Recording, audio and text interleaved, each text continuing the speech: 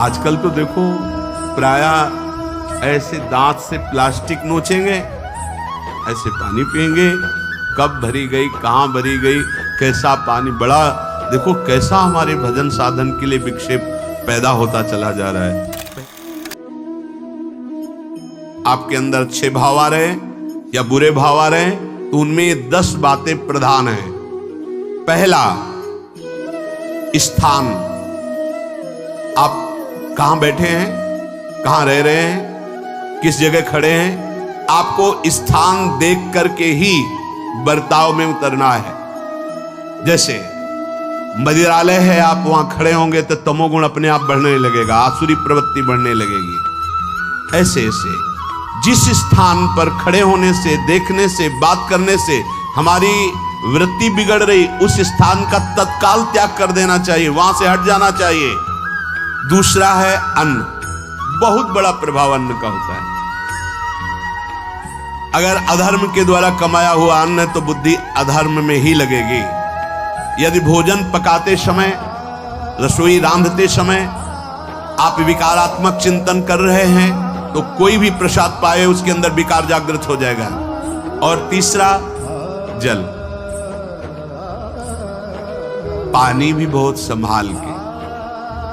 नहीं, आजकल तो देखो प्रायः ऐसे दांत से प्लास्टिक नोचेंगे, ऐसे पानी पिएंगे, कब भरी गई, कहां भरी गई, कैसा पानी, बड़ा देखो कैसा हमारे भजन साधन के लिए विक्षेप पैदा होता चला जा रहा है। पहले सुंदर सरोवरों का जल, मतलब 15 वर्ष तो गंगा जल ही केवल पिया है, जो आकाशवृत्ति से मिला नहीं, गंगा जल ही पिया है। कुआं का जल, फिर आया हैंडपैप का जल, अपवित्र होने लगा। हैंडपैप में जो वाशर, अगर वो कहीं चमड़े का पड़ा हुआ है तो अपवित्र जल हो गया। अब हैंडपैप का भी अंतर ध्यान स्वरूप हो गया, आपको नहीं दिखाई देता। अब रह गया है मोटर से निकले और फिल्टर में जाए, वो मशीन जो फिल्टर करती पानी को, आरओ, उससे। अब वो जिनके पास है तो है, नहीं तो परिक्रमा लगाया हो, आपको पानी पीने को नहीं मिलेगा। देखो कैसा समय आ गया। चौथा है आपका परिकर, जहां पर रह रहे हैं वो समुदाय, चाहे परिवार हो या आप समुदाय, वो कैसा है, रजोगुणी है, तमोगुणी है, सतोगुणी है या त्रिगुणातीत भागवतिक है, उसका प्रभाव पड़ेगा। पांचवा है आपका पड़ोस, आसपास वाले घर, जैसा है वैसा प्रभाव पड़ेगा आपके ऊपर। पड़ोस निंदनीय है तो बंधन से युक्त होना पड़ेगा। लंका के पड़ोस में रहने के कारण अगाध महिमा वाले समुद्र को बांध दिया गया। रघुनाथ जी ने पुल बांधा,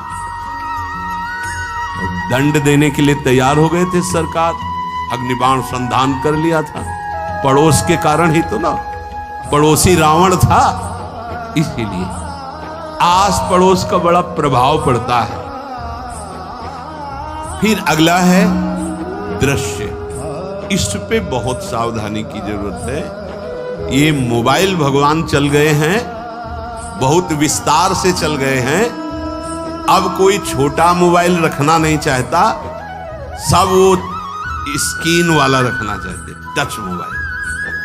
दृश्य से बचो।